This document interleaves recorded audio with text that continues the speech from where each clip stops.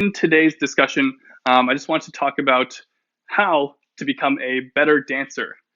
So let me start by saying I am not a professional dancer, far from it actually.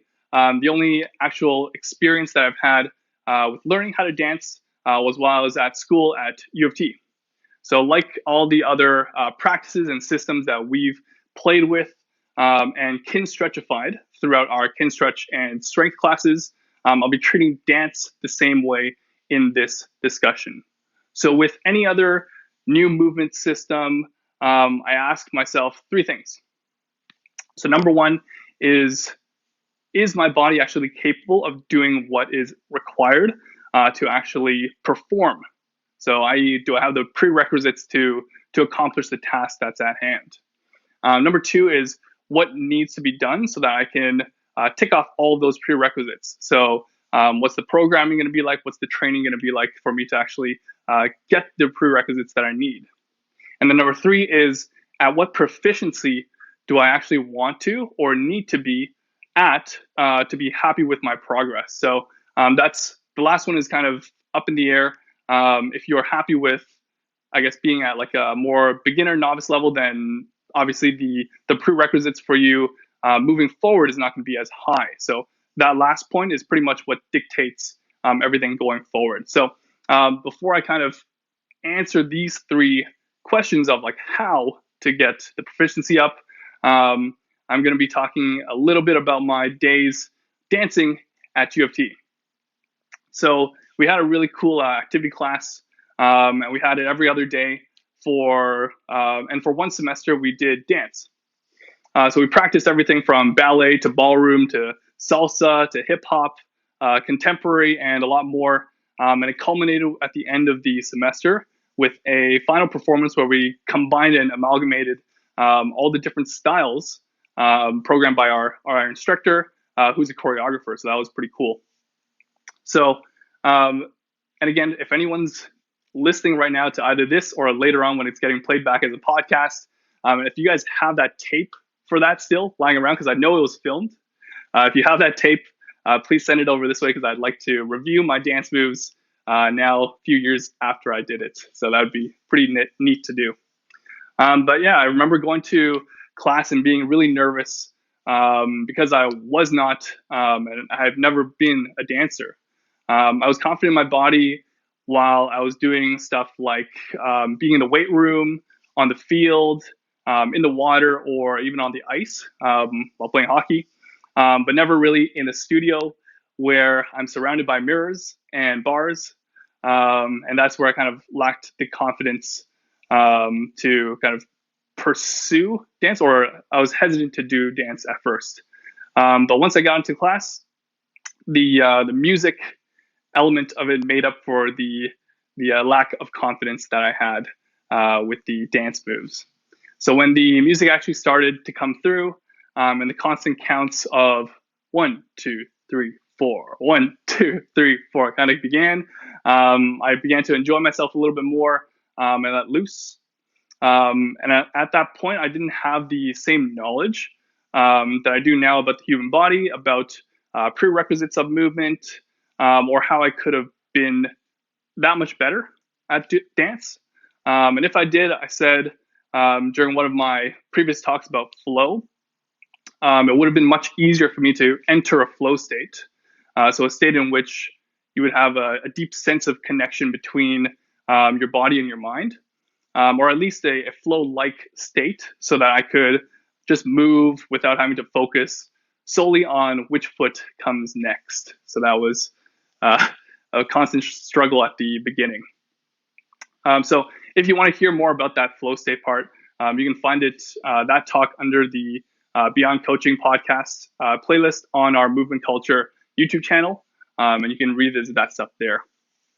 So anyways, fast forward to today, and our three things that we need to ask ourselves before we can answer how to become a better dancer, or more broadly, a better mover in all ways, is to remember, number one, again, do I have the prerequisites? Number two, what needs to be done so I can achieve these prerequisites? And then number three, at what level of proficiency do I want to be at to be happy with my practice? So when looking at dance, most styles have at least one thing in common, and that's the hips. And like our class titles, they do not lie. Those hips do not lie. If your hips aren't mobile and you don't have the control over them and the range of motion that your specific style needs and requires of you, it's going to be a bad time. And we'll take this example for today, specifically on the hips. So number one, the general prerequisite is hip mobility. And what's a more specific prerequisite?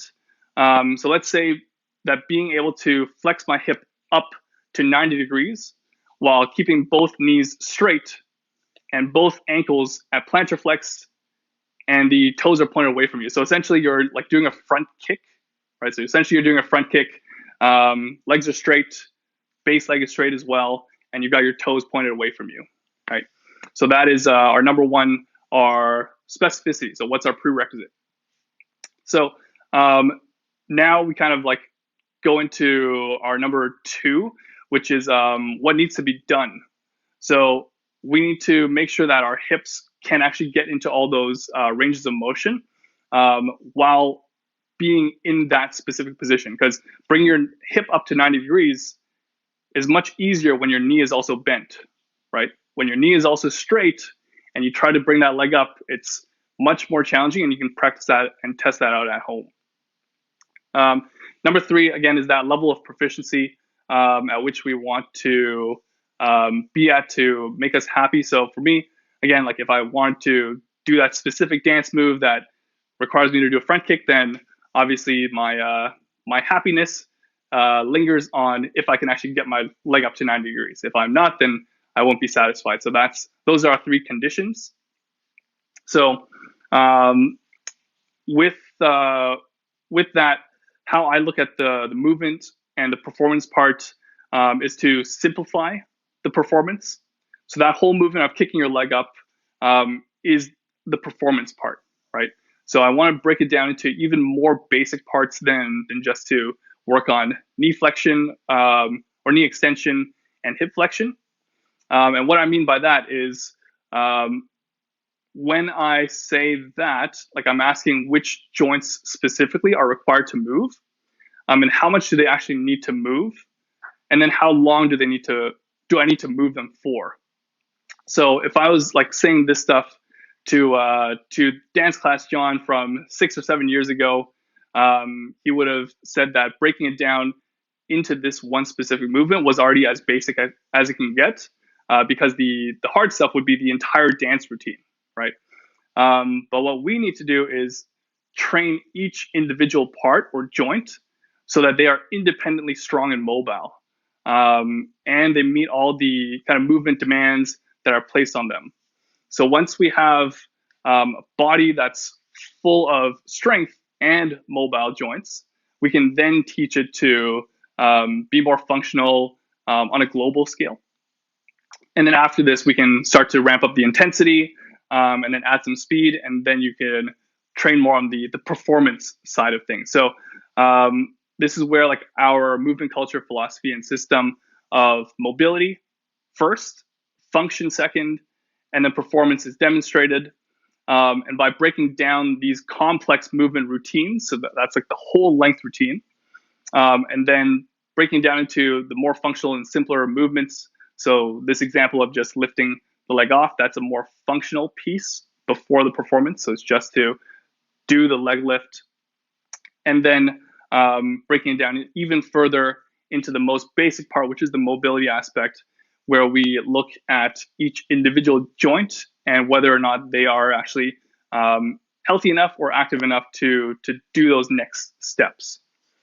So with that said, one thing that I do want to say before kind of wrapping that all up, because if you do work on all the specific individual joints and they are up to par, like most people that have gone through Kinstretch and done the stuff that we've done here, when you work on each individual teammate, right? So if you look at your joints as teammates on a team, which is your body, if you strengthen up all the individual parts and everyone's doing their own job, your team, your body is going to perform much better than if you have one specific joint that's carrying the load of your team, right? So that's kind of the way that I want to look at it. But going back to that, like mobility, function, and performance, saying that it's a 1, 2, 3, it's not actually a linear line. So it's not like you're progressing, leveling from mobility to function to performance, and then you never revert back once you pass that level. Ask any kind of professional level or like high level body worker who uses their body in whatever their specific demand is. And they always say that they always do mobility work. So whether it's stuff that's more conventional, like foam rolling or just stretching, or for us, it's doing the daily cars, it's doing all of our pails and rails, it's doing everything that's from the functional range system. And then they do their functional work. So they still do their squats, they still do their gait control. So they still run, they still do all that stuff. And then they also have the performance side with it. So they're always training everything together. So it's not just, okay, I'm just going to do mobility, and then I'm going to do function, and then I'm going to do performance, right? So if you're an aspiring dancer, then what I have to say to you is don't put your dancing kind of dreams and endeavors on hold just because you feel like you don't have the prerequisites right now to execute what you're trying to do. Still dance, so still do what you're trying to do, but at the same time, work on the mobility stuff, right? Make sure you know what the prerequisite is for you to achieve that level that you're trying to achieve, and then work on the prereqs, and then work on the function stuff, strengthen up everything else, so the muscular system as well as the joints, and then everything, so all the performance will kind of go up in stride. So that kind of concludes my little talk about how to become a better dancer. It doesn't give you, okay, you have this one specific thing to do, this magic pill that you're going to take, and you'll become that high level of dancer. But it's just a set of steps and a set of knowledge tools that you can use, starting with breaking things down. So if it's a difficult, challenging movement, break everything down to its most simple steps, and then take it from there. So thank you for listening to that little talk. And yeah, I'll see you guys next time. If you have any other questions, please let me know. But yes, hope you enjoyed that talk.